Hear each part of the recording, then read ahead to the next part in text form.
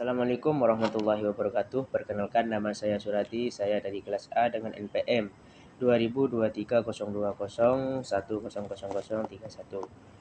Pada kesempatan kali ini saya akan mempresentasikan hasil analisis mengenai rantai pasok garam di Pulau Madura dan di Indonesia. Pada artikel pertama membahas rantai pasok garam di Kabupaten Pidi. Rantai pasok dimulai dari petani, kemudian ke pengumpul, terus ke agen, terus ke retail, hingga ke konsumen. Permasalahan utama yang ditemukan adalah kurangnya integrasi informasi dan kualitas garam yang belum konsisten. Selanjutnya pada artikel kedua di Kabupaten Biruen. Rantai pasoknya lebih sederhana, yaitu dari petani ke agen, pedagang, lalu ke konsumen. Produksi garam sangat dipengaruhi oleh cuaca, sehingga saat musim hujan, produksi menurun dan distribusi terganggu. Artikel ketiga membahas rantai pasok garam di Pulau Madura.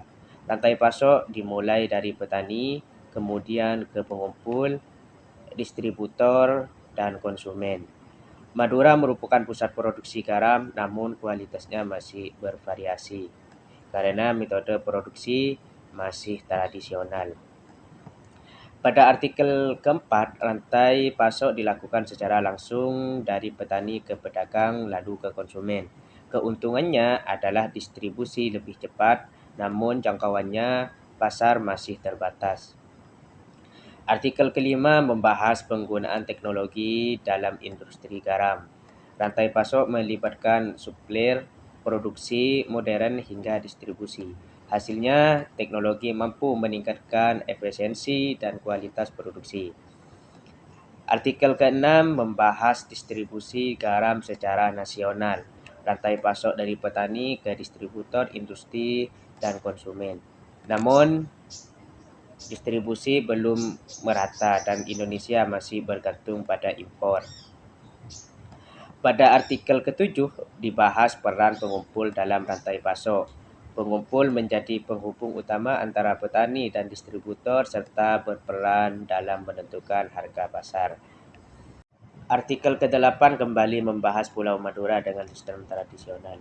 Rantai pasoknya dari petani ke pengumpul, pedagang, hingga konsumen.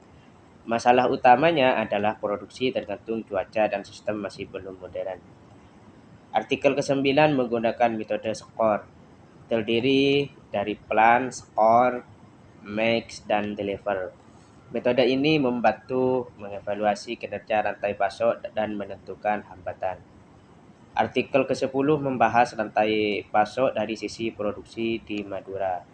Dimulai dari air laut, kemudian diolah oleh petani, lalu didistribusikan ke pasar. Tapi ada kendalanya. Yang utama adalah kualitas belum memenuhi standar industri. Dari seluruh artikel dapat saya simpulkan bahwa rantai pasok garam melibatkan banyak pihak. Masalah utama ada pada kualitas, teknologi, dan distribusi. Selanjutnya saya akan mempresentasikan makalah saya yang telah saya buat yang berjudul Manajemen Risiko Rantai Pasok Garam di Madura. Makalah ini membahas bagaimana risiko dalam rantai pasok garam dapat mempengaruhi produksi dan distribusi, serta bagaimana cara mengelolanya. Yang pertama yaitu ada latar belakang. Garam merupakan komoditas penting di Indonesia, terutama di Pulau Madura yang menjadi salah satu pusat produksi utama. Namun dalam praktiknya, rantai pasok garam menghadapi berbagai risiko, seperti ketergantungan terhadap cuaca, keterbatasan teknologi, distribusi yang belum optimal. Hal ini menyebabkan produksi dan kualitas garam menjadi tidak stabil. Yang kedua ada rumusan masalah. Dalam makalah ini terdapat beberapa rumusan masalah, yaitu yang pertama apa saja risiko dalam rantai pasok garam. Yang kedua, bagaimana dampak risiko tersebut, dan yang ketiga, bagaimana strategi untuk mengelola risiko. Selanjutnya yaitu ada tujuan penelitian. Tujuan dari penelitian ini adalah mengidentifikasi risiko dalam rantai pasok garam, menganalisis dampaknya, memberikan solusi atau strategi pengelolaan risiko.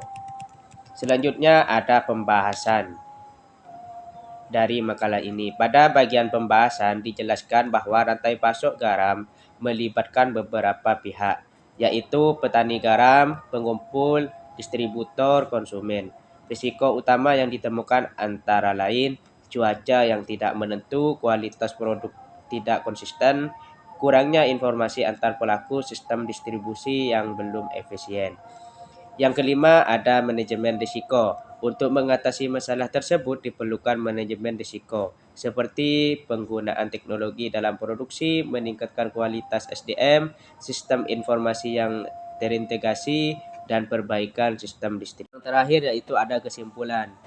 Dapat disimpulkan dari makalah ini bahwa rantai pasok garam di Madura memiliki banyak risiko. Risiko utama berasal dari faktor alam dan sistem yang belum modern.